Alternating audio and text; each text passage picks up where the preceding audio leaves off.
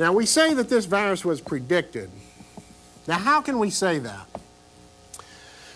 We can say that because if you review the literature as far back as 1966, a writing in Lancet, McFarland Burnett said the following. The human implications of what is going on in the sophisticated universe of tissue culture cells, bacteria, and the viruses are at best dubious, at most frankly terrifying. Later, in concluding an article addressing the bad aspects of molecular biology, the author states, "This series of articles is designed, I believe, to persuade readers to think again about some current dogmas that have grown up in medicine, and not necessarily to offer alternative approaches." These dogmas could be referring to those regarding AIDS, many of which are not true. Regardless of your beliefs in the origin of man, being that of an evolutionist or creationist, the author raises an alarming point about the manipulation of mankind through genetic engineering. Medicine must make use of all the sciences, but it must also recognize the limitations that the process of evolution and the nature of man places on their utilization. It is a hard thing for an experimental scientist to accept, but it is becoming all too evident that there are dangers in knowing what we should not know. So what is he saying there? He's saying that we're fooling around with the very nature of life, and that when you're doing that, you may have some problems. If you're a creationist and you believe that God created the universe, the answer would be, what makes you think that you can make it better? If you're an evolutionist and you believe that man evolved over thousands of years and all life evolved, then what makes you think that you can make it better in a few years compared to what has taken, say, hundreds of thousands of years to occur? Back to the prediction. If we address what J. Clemenson said... J. Clemenson from the Danish Cancer Registry, in addressing an International Assembly of Leukemia experts, said, "We are in fact establishing conditions for a possible pandemic of an oncogenic virus varied on the scale of influenza of 1918. Now, what is she saying there?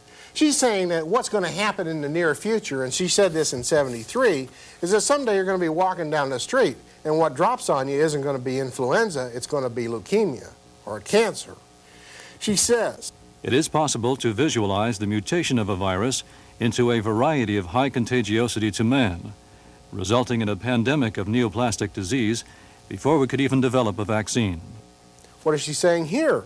She's saying that what's going to happen, and she says it here, is because of serial passage of viruses in tissue culture and adaptation to man, that you will develop a new virus which will infect man, give him cancer before you have the chance to develop a vaccine against that. And my question is, isn't that just exactly what has happened with the AIDS pandemic?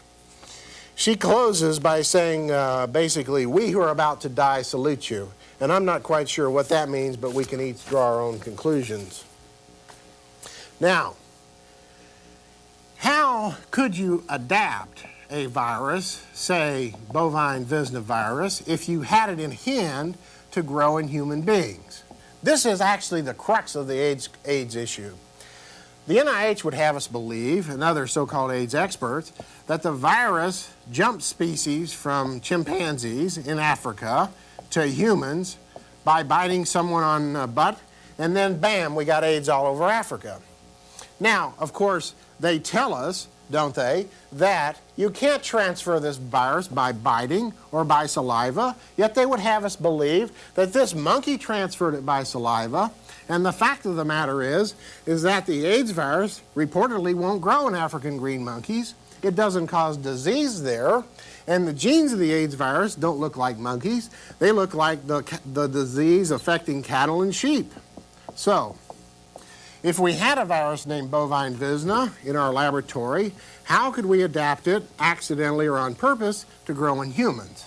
Now, that was addressed in a series of very interesting experiments published by Stuart Aronson of the National Institute of Health in 1971. The first article was called Common Alterations of RNA Tumor Viruses, and what he did was he grew a mouse virus, an RNA retrovirus of mice, in human tissue. And what happened was that mouse virus adapted to human tissue. It became human-like in a sense, and it would now only grow in human tissue. It would no longer grow in a mouse. Now, that was expanded in 1972 or so, in a paper published by Leon Domchowski and Kosho Maruyama from Texas Medicine, 1973, in an article entitled Cross-Species Transmission of Mammalian, we're mammals, RNA tumor viruses. And what they did in this paper was to show that you could take a species such as, say, cattle or sheep, and serially passage a virus, specifically an RNA retrovirus, in tissue cultures and adapt that virus to grow in another species, like man. So, if the basic question is cross-species transmission of these viruses, you say, how did cross-species transmission occur? Did it occur by some monkey biting somebody on the butt in Africa and then AIDS all over Africa? Or was it by serial adaptation of the virus to humans by growth in human tissue culture?